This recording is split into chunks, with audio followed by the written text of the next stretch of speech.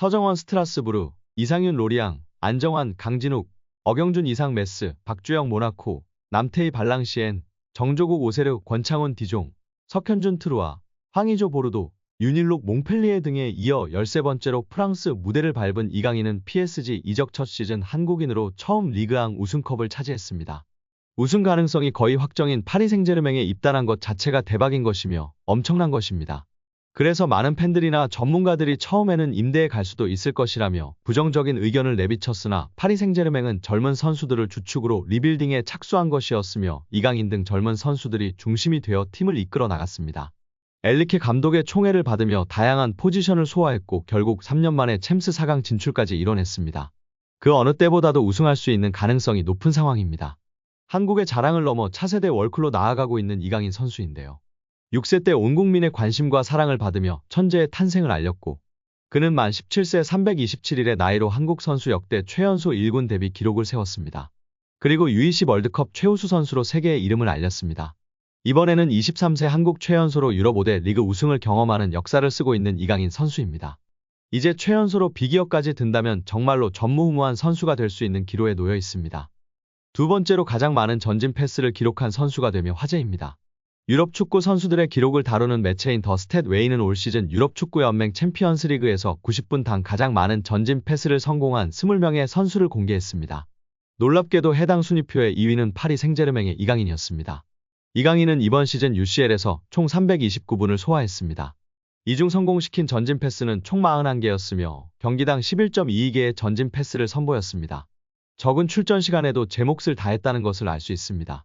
또한 적극적인 공격 성향이 수치와 데이터를 통해 드러난 것이기 때문에 더욱 공격적으로 활용하는 것이 맞다라는 이야기입니다. 이강인은 이번 시즌 UCL에서 선발과 교체를 오가고 있다. 앞서 FC 바르셀로나와 8강 1차전에서는 선발 출전했지만 2차전에서는 교체 출전했습니다. 덕분에 함께 순위에 오른 다른 선수들의 출전 시간이 적습니다. 매체가 공개한 순위표에는 이강인보다 적게 출전한 선수가 없었습니다. 그럼에도 이강인은 많은 전진 패스를 성공시키며 자신의 존재감을 뽐냈습니다.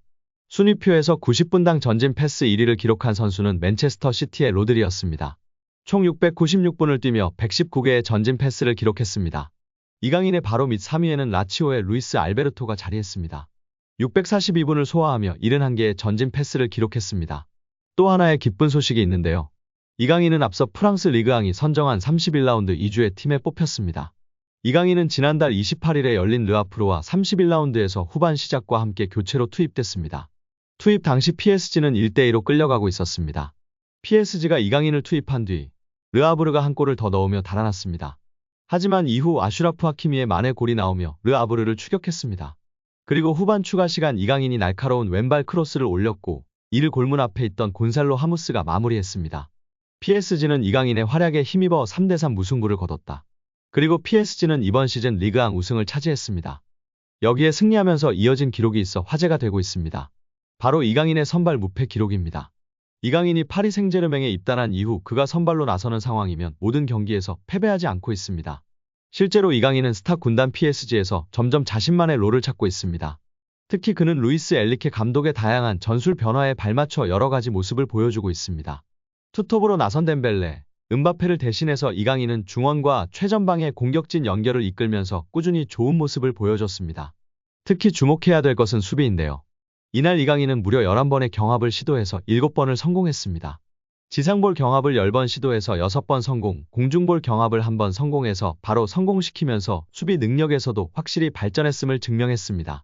지난날 수비가 약점이라며 비판받던 선수가 수비가 강점이라며 칭찬받는다는 점은 무척이나 고무적인 일입니다. 이강인 선수의 이러한 모습에 많은 전문가와 레전드들이 극찬하고 있는 상황입니다. 물론 공격 스탯만 보면 지난 시즌 마요르카에서 활약했을 때에 비해 떨어졌을 수는 있어도 전체적인 재능에서는 확실히 제 기량을 보여주고 있는 이강인입니다. 전문가들은 파리 생제르맹에서의 로리 마요르카 시절 때처럼 전폭적인 지원을 받으며 하고 싶은 거 다 하는 전술이 아닌 공수의 보탬이 되고 패스를 뿌리며 안정적인 경기 운영의 롤을 맡았기 때문이라고 합니다. 드리블은 덴벨레가 담당하고 있으니 이강인 선수는 비티냐와 함께 환상적인 스루패스에 집중하는 것 같은데요. 더 많은 공격 포인트를 쌓으며 발전하길 응원합니다. 엘리케 감독의 다양한 전술 속에서 발전하고 있는 그가 어디까지 좋은 모습을 보여줄 수 있을지 매우 궁금한데요. 영국의 플래닛 풋볼이 흥미로운 기사를 실어 눈길을 끌었습니다. 지난 2020년, 그러니까 지금으로부터 4년 전 세계 축구 최고 유망주로 꼽힌 10인에 대한 기사입니다. 4년 후 그들이 어떻게 변했는지를 다루며 화제가 되고 있습니다. 4년 전 최고 유망주로 꼽힌 이들은 모두 2000년대 초반 출생입니다. 10대 유망주를 넘어 지금은 20대 전성기로 진입할 시기입니다. 이 매체는 2020년 최고의 원더키즈 10위는 지금 어디에 있나요? 2020년 영국의 골닷컴이 미래 축구를 지배할 것으로 예상되는 원더키즈를 발표했고, 우리는 지난 4년 동안 상위 10명을 분석했다고 보도했습니다. 이어 이 목록에는 항상 성공과 실패가 있다. 축구의 본성이다. 2020년 최고의 별들은 지금 어디에 있는지 살펴보자고 덧붙였습니다. 이 목록에 이강인이 포함되어 있는데요. 이강인은 2020년 최고 원더키즈 7위에 랭크된 바 있습니다. 지금은 프랑스 최고의 빅클럽 파리 생제르맹에서 활약하고 있습니다. 이 매체는 이강인은 한국에서 리얼리티쇼에 출연하면서 6살 때부터 대중의 관심을 받았다. 4년 후 발렌시아 유스에 합류했고 이후 상승세를 탔다. 발렌시아 1군에 올라섰고 마요르카에서 좋은 활약을 펼쳤다. 그리고 이강인은 현재 PSG 소속으로 유럽축구연맹 챔피언스리그에 참여하고 있다고 설명했습니다. 그럼 이강인 동기들은 무엇을 하고 있을까요? 10명의 명단은 화려합니다. 거의 대부분이 성공의 길을 가고 있는데요. 10위는 라이언 흐라번베르흐는 리버풀에서 뛰고 있습니다. 9위는 쿠보 다케우사는 레알 소시에다드입니다. 8위는 모하메드 이아타레는 슬라비아 프라하에 있습니다. 7위는 이강인 선수였습니다. 6위는 가브리엘 마르티넬리로 아스널에서 뛰고 있습니다. 5위는 에두아르도 카마빙가로 레알 마드리드에서 핵심 선수가 되었습니다. 4위는 헤이니에르로 지로나에서 뛰고 있습니다. 3위는 메이슨 그린우드로 헤타페에서 뛰고 있고 2위는 안수파티로 이번에 브라이튼으로 둥지를 옮긴 상태입니다. 대망의 1위는 호드리구로 레알 마드리드의 주전 공격수가 되었습니다.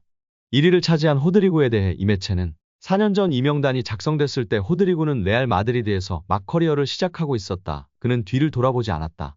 카를로 안첼로티 감독 아래 공포의 삼지창 오른쪽에 위치해 있다. 그의 경기 수와 기량을 매 시즌 향상됐다. 호드리구의 전성기는 아직 오지 않았다. 다음 무엇을 할지 기대가 되는 선수라고 극찬했습니다. 4년 전 원더키드에 이름을 올린 이강인 선수가 현재 자랑스러운 프랑스 거함의 일원으로 성장하고 있는 상황입니다. 이 상황 속이라면 정말 세계적인 레벨의 선수로 크는 것은 시간 문제일 것 같은데요. 우리가 상상하는 그 이상까지 자라날 이강인 선수를 기대하고 응원합니다. 유럽 5대 리그에서 페널티 박스 밖 득점이 가장 많은 팀이 파리 생제르맹인 것으로 드러나며 화제입니다. 축구 통계 매체 후스코어드닷컴은 SNS를 통해 이강인과 킬리안 음바페의 사진을 올리며 유럽 5대 리그에서 박스 밖에서 득점이 가장 많은 팀이 PSG라고 알렸습니다. 이는 오직 리그에서만의 기록입니다. PSG는 박스 밖에서만 총 14골을 기록했습니다. 지난 18일 몽펠리에전까지 합쳐 PSG가 넣은 62골 중 22.6%를 차지합니다. 2위는 기록한 프리미어리그 맨체스터 시티 10골보다도 4골이 많습니다. 3위는 9골을 기록한 분데스리가 강호 라이프치히입니다. PSG가 중거리 슈팅 능력이나 프리킥에 가장 능통한 팀이라는 뜻인데요. 강한 슈팅과 함께 골문 안으로 넣는 정확도까지 겸비해야 박스 밖 득점을 기록할 수 있습니다. PSG가 박스 밖에서 가장 많은 득점을 기록하는데 1등 공신은 주포 음바페입니다. 14차례 박스 밖 득점 중 5골을 기록하고 있습니다. 박스 밖 득점의 3분의 1 이상이 음바페 몫이었습니다. 다음으로 PSG의 박스 밖 득점이 많은 선수는 비티냐입니다. 비티냐는 중앙 미드필더로 중거리 슈팅 능력이 탁월한데요. 올 시즌 박스 밖에서만 4골을 기록하고 있습니다. 그는 올 시즌 6골을 넣었습니다. 박스 안 득점이 박스 밖 득점보다 더 많습니다. 음바페와 비티냐를 제외하면 5명이 한 골을 기록하고 있습니다. 이강인도 PSG에 온 뒤 박스 밖 득점에 한 골을 얹었습니다. 이강인 외에 수비수인 리카 에르난데스, 하키미, 에메리, 아센시오가 한 골씩을 넣었습니다. 사실 후스코어드닷컴은 이번 기록을 소개하면서 음바페와 비티냐를 부각하는 게 맞습니다. 그런데 음바페와 함께 이강인을 등장시켰습니다. 그만큼 PSG 내에서의 이강인 영향력이 크고 지난 몽펠리에전 득점이 환상적이었다고 평가할 수 있을 것 같습니다.